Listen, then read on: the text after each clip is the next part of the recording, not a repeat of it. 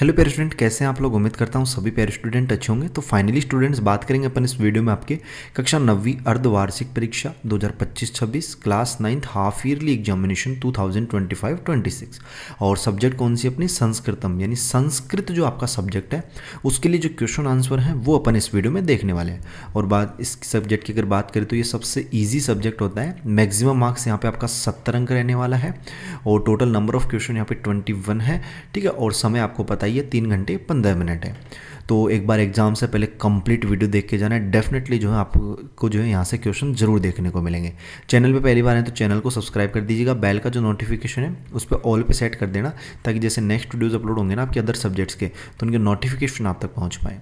देखिएगा क्वेश्चनों की बात करते हैं। सबसे पहले आपका खंड ए आता है स्टूडेंट्स, जिसमें देखो कि अधोलिखिता नाम प्रश्नानाम उचित विकल्पम चिनुत। ठीक है, मतलब निम्नलिखित जो प्रश्न हैं उनके उचित विकल्प चुनकर अपने को यहाँ पे लिखने हैं। ठीक है, जैसे इसमें पहला प्रश्न है कि काकस्य प्रासाद है कुत्र आसीत। काकस्य प्रासाद है कुत्र आशीत।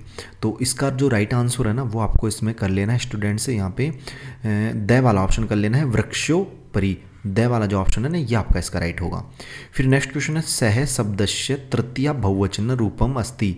ठीक है, सह शब्द जो है इसका तृतीया बहुवचन रूप क्या होता है, तो इसका होता है तेह। द वाला जो ऑप्शन है ना ये आपका इसका राइट होगा। फिर सदैव इत्यस्मिन शब्दे संधि अस्ति। सदैव जो शब्द है इस शब्द में कौन सी संधि है वो यहाँ पे आपको बतानी है। तो प्यारे स्टूडेंट सदैव में हमेशा जो है आपकी वृद्धि संधि है। जब कभी भी आपको किसी शब्द के ऊपर अगर ऐसे डबल मात्रा दिखाई देती है ना, जैसे सदैव के ऊपर द के ऊपर देखो डबल मात्रा है ना, डबल मात्रा, तो उस शब्द में आपको आंख मीच के अगर संधि पूछे तो उस शब्द में आपको आंख मीच के हमेशा वृद्धि संधि कर देनी है। अब कुछ स्टूडेंट कहेंगे भैया अगर डबल की जगह सिंगल मात्रा होती, ऐसे सिंगल मात्रा होती ना किसी शब्द के ऊपर, तो वहाँ पे हमेशा आपको गुण संधि करनी है। ये एक ट्रिक होती है स्टूडेंट्स। ठीक है, ट्रिक होती है।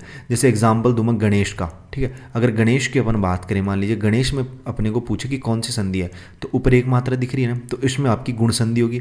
लेकिन जैसे डबल मात्रा अगर हो, जैसे सदैव में डबल मात्रा आती है ऊपर, ठीक है, तो इसमें हमेशा वृद्धि संधि। ठीक है, ये ध्यान रखना, ट्रिक होती है।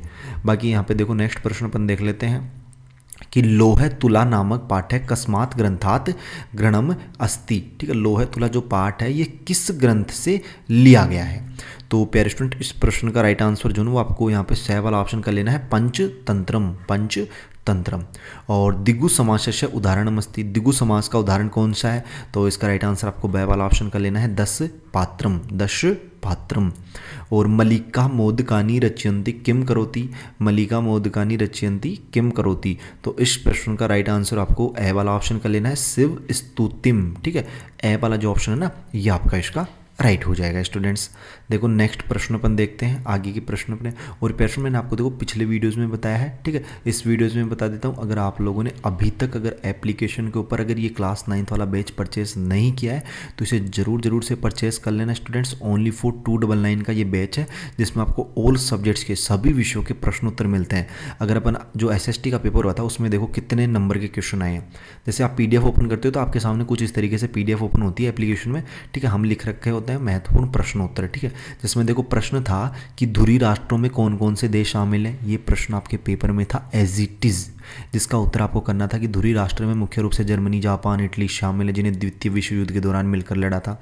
ठीक है, एक प्रश्न था कि सार्वभौमिक वयस्क मताधिकार से क्या आशय। ये प्रश्न भी आपके पेपर में एज इट इज था, सेम टू सेम। ठीक है, बाकी जो यहाँ पे प्रश्न क्रमांक चेंज हो सकते हैं आपके पेपर में, लेकिन प्रश्न हम वही देंगे आपको एप्लीकेशन में जो आपको पेपर में ऐसे कैसे देखने को मिलेंगे। ठीक है, तो मैंने हर वीडियोज में बोला है अभी भी स्टूडेंट्स जिन्होंने नहीं लिया उनके पास मौका है। अभी भी आपका देखो एक तो संस्कृत का पेपर बाकी है, एक मैथ्स का पेपर बाकी है और एक हिंदी का पेपर बाकी है। बाकी अदर और भी हैं। ठीक है, जो आपके स्वतंत्रता वाला वो। ठीक है, बाकी मेन जो इंपॉर्टेंट पेपर है तो वो तो 3 ही है। ठीक है, तो अगर इन तीनों में आपको गर्दा उड़ाना है, फोड़ना है ना तो इन पेपरों को, तो आपको ये जो है इस बैच को जरूर परचेस कर लेना। देखो भारतीय संसद के कितने अंग हैं ये प्रश्न भी आपके था। ठीक है, पेपर में आया था। ठीक है, तो इनमें आपको लिखना था लोकसभा, राज्यसभा भारत का अक्षांशीय तथा देशांतीय विस्तार बताना था। गणतंत्र का अर्थ बताइए, ये भी पेपर में आया था। लू क्या है, टीथे क्या है, ठीक है।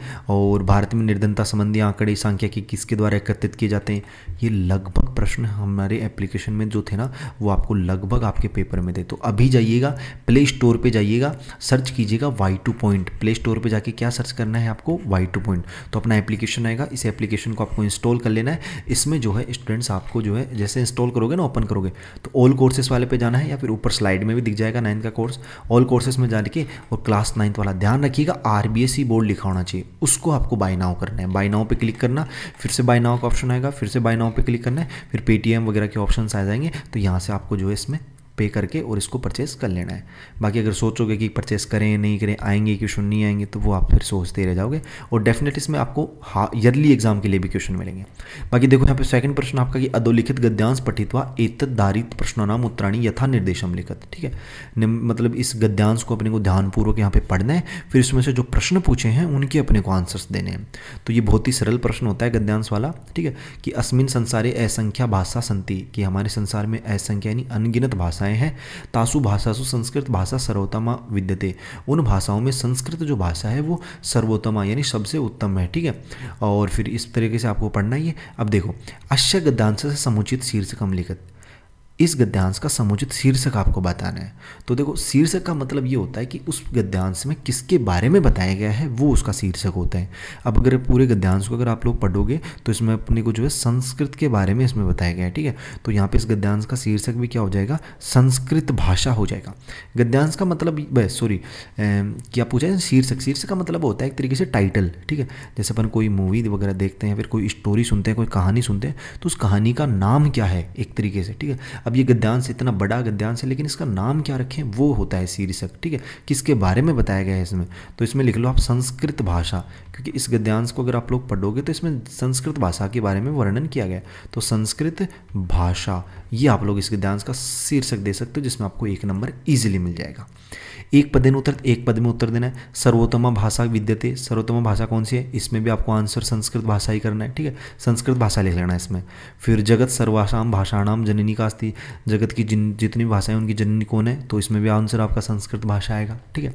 नेक्स्ट देखना, सर्व भाषाणाम मूल रूपम ज्ञानाय करण्या आवश्यकता भवति, ठीक है। और आदि काव्यम किम वर्तते, आदि काव्य कौन सा है, तो यहाँ पे देखो आदि काव्य रामायणम, ठीक है। और वीर काव्य महाभारत। तो आदि काव्य पूछा है तो इसमें आप लोगों को ओनली फॉर रामायणम लिखना है, ठीक है। रामायणम इसका आंसर हो जाएगा कि आदि काव्य तो रामायण है और वीर काव्य महाभारत है। पूर्ण वाक्य उत्तर, अब इसमें आपको 1 लाइनों में उत्तर देना है, ठीक है। तो ये भी जैसे वीर काव्यम किम करते थे तो महाभारतम वीर काव्यम कथ्यते, इस तरीके से 1 लाइन में उत्तर देना है। फिर देखो खंड ब आता है जो आपका ग्रामर वाला यानी व्याकरण का पोर्शन आ गया, जिसमें देखो 3rd नंबर का क्वेश्चन है कि समुचित विभक्ति प्रयोगेण रिक्त स्थानानि पूरित। और प्रश्न देखो मैं एप्लीकेशन के बारे में बता दूं, बैच को जरूर परचेस कर लेना, 60+ मार्क्स से ईजिली उसमें क्वेश्चन मिल जाएंगे, डोंट वरी। बाकी देखो समुचित विभक्ति का यहाँ पे प्रयोग करना है, जैसे अभितय नद्योस्तते, तो अभितय के प्रयोग में हमेशा जो है यहाँ पे तृतीय विभक्ति होती है, तो ग्राम का क्या बन जाएगा यहाँ पे ग्रामस्य, ठीक है। क्या बन जाएगा स्टूडेंट्स, ग्रामस्य जो है ना वो इसका राइट आंसर बन जाएगा। मोदकम रोचते, तो यहाँ पे बालक का क्या हो जाएगा, बालकाय हो जाएगा स्टूडेंट्स इसमें, ठीक है।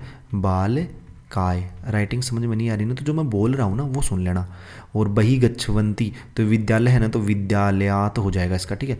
विद्यालयात, इस तरीके से आप लोग लिख लेना, ठीक है। ये पेन सही से नहीं चल रहा, बाकी आप लिख लेना। फिर कोष्टक शब्द से समुचित रूपम प्रयोग ने रिक्त स्थान पूरित करनी है।